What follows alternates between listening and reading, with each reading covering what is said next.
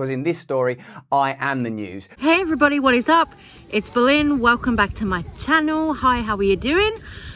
Girl, okay, this video is one that I'm kind of making as a little impromptu video. I have taken some little notes, but you'll know that like abuse and allegations aren't like my favorite topics to talk about at all. So, you know, I really didn't feel like putting on makeup and all that. You know, that's not what this video is about. You know, this video is about, of course, as you saw there, Russell Brand, because Russell Brand has been accused of some very serious things, which I'm sure you guys are all aware of. And those things include Channel 4, The Times and the Sunday Times coming out, making allegations, 4 accounts of sexual assault, basically. So one of them is like a full-on R-word. A woman who claimed that Russell R-worded her at his LA home. According to all the news that is out there, that one lady who is claiming that Russell R-worded her also says that she went to a rape crisis centre on the same day that the incident allegedly happened. So it's all very like, you know, people have been on the internet saying, oh, you know, well, this could be all made up. This is just allegations because Russell Brand speaks his mind, all this kind of thing. It's icky. You know, for me, this really isn't like something that we should question. You know, it's not when you've got like 4 or 5 women come forward about the same thing. I know Russell is a celebrity and all of that, and I know sometimes people might make false allegations, you know, to get money out of the celebrity or whatever, but I don't think that's what's happened here. You know, Russell self-admittedly says that he was very promiscuous in the past and everything like that. You know, of course, he also, you know, had a lot of time on drugs, under the influence. So, like, do I believe these claims about Russell? Yeah, I do. I do believe these claims about Russell Brand. You know, if you don't want it to come out in the press that you've been an absolute effing bastard, then maybe you shouldn't be an absolute effing bastard. Of those 4 women that were first made public, 2 of them say Russell Brand actually threatened them with legal action if they came out and talked about their stories. Then there was another one who, she was 16 years old at the time of being in a relationship with Russell Brand, and she claims that the relationship was emotionally abusive and that went on for months and months. Then, since the allegations have gone public, Russell Brand, his YouTube has been demonetized. He's been dropped by his talent agency. Also, on the 18th of September, a lot of his live shows got postponed as well. So, since these allegations have come out, it's really started to have an effect on Russell Brand. He started losing sponsorships, whatever, you know.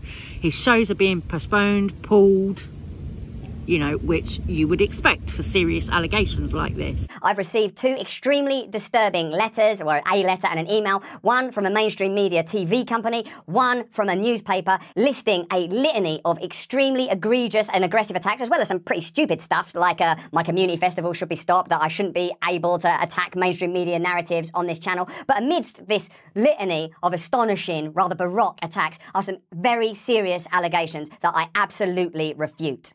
These allegations pertain to the time when I was working in the mainstream, when I was in the newspapers all the time, when I was in the movies, and as I've written about extensively in my books, I was very, very promiscuous. Now, during that time of promiscuity, the relationships I had were absolutely always consensual. I was always transparent about that then, almost too transparent, and I'm being transparent about it now as well. And to see that transparency metastasized into something criminal that I absolutely deny makes me question, is there another agenda at play? Now, I'm well aware that, of course, in the UK, the legal age of consent is 16. So Russell Brand being in a relationship with a 16-year-old, some people are coming out on the internet and saying, oh, that's not a problem. Why is it a problem that he was seeing a 16-year-old when he was an adult? The thing is, just because something is legal, it doesn't make it right. And to me, when people, you know, are trying to defend the fact that Russell was with a 16-year-old, what it reminds me of is when, you know, newspapers like The Sun, when they would do things like countdown to like Jordan, Katie Price, when she turned legal, stuff like that. And it's really scummy, predatory vibes, you know. It is not the one at all. That's what it gives me.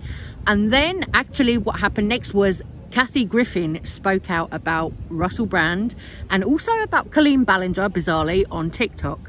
Now, I'm well aware this video is probably going to be demonetized because I'm going to put the TikTok in here so you can see what Kathy Griffin said. As I'm hopping here to just say I am actually excited about the news getting out about Russell Brand. I mean, it has taken forever to catch up with that sleazebag. Forever. Okay, so it never happened to me. I met him one time. I was on his talk show. That was it. And guys like that don't usually come for me because they think of me as a dude. So in that way, I'm actually lucky because they still can't conceive that a woman tells jokes and that she might want equal pay. All right, that aside. But, like, I have a girlfriend that was at an AA meeting and he was the speaker. And afterwards, she went to shake his hand for a good share, which is very common. And I'm not going to expose her name because it's Alcoholics Anonymous. I'm open about going to AA, but the anonymity is key. And she said that he just came right up to her, got in her face, pushed his groin against hers, and was trying to be, like, this is an AA meeting, was trying to be, I'm not even gonna say trying to be funny, it's just gross. But it tells you, like, the mindset of so many of these comics. Okay, so that's a real what the fuck moment, right? That is a real what the fuck moment. Kathy Griffin saying that somebody that she knows in an AA group was, you know, how do we want to say it, was inappropriately handled by Russell Brand.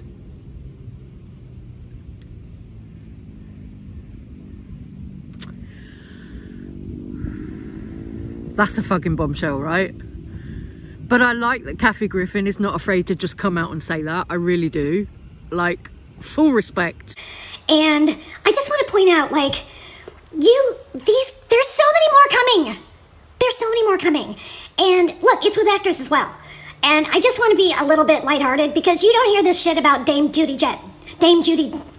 this joke again. You don't hear this crap about Dame Judi Dench.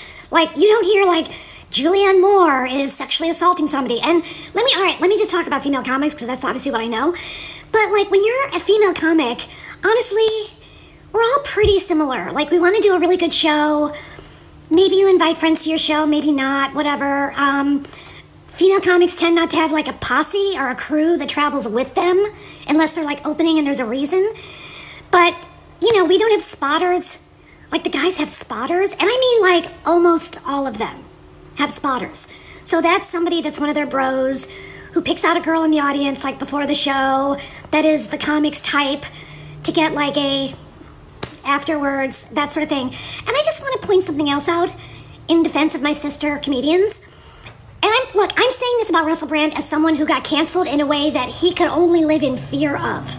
Like, seriously, you guys, I was canceled for a protest photo, but I was investigated by the Department of Justice and put on the no-fly list. Like, it's not even a comparison, so I'm sure he'll be, like, complaining about it and whining about it, but he'll be fine. All the guys will be fine, trust me. They all have, like, armies of people behind them that are actively working to bring them back constantly. And, you know, you just don't hear this stuff about Amy Schumer and Chelsea Handler and Sarah Silverman and Wanda Sykes.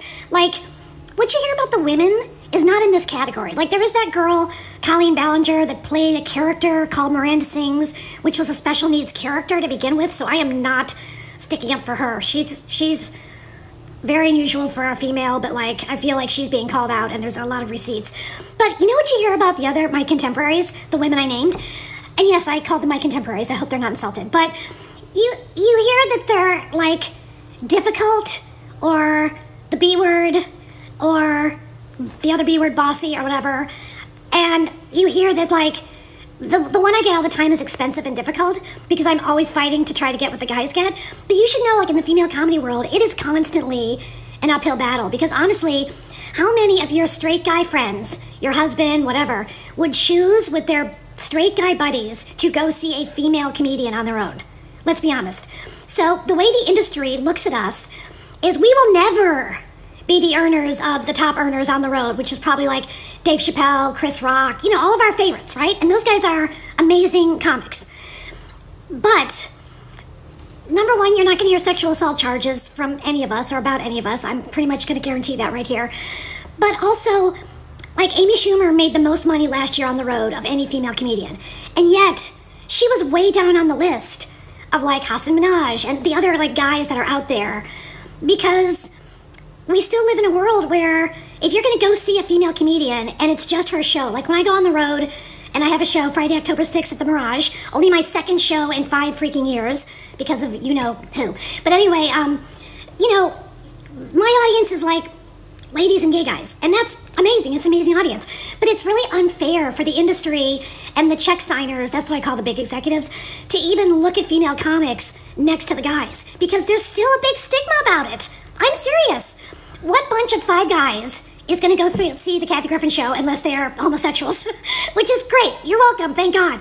But I'm just saying, like, be honest. Start asking around. Like, Amy is at the top of her game, Amy Schumer. So just casually ask your straight guy friends, would you and, like, one of your bros ever just get tickets to go see Amy Schumer?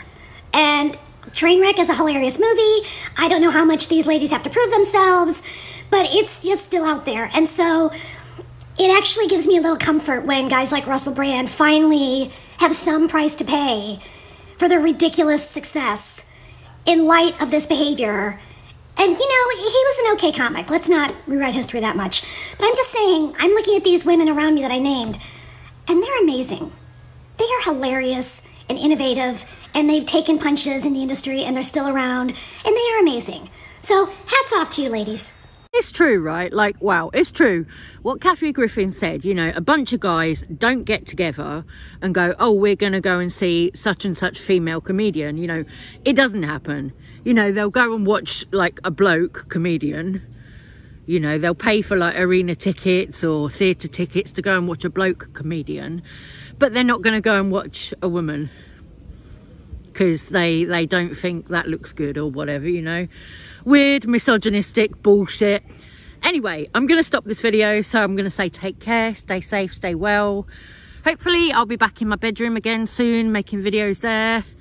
But yeah, I've just been out and about the last few days. So, love you and leave you. Take care, stay safe, and I'll see you soon. Bye.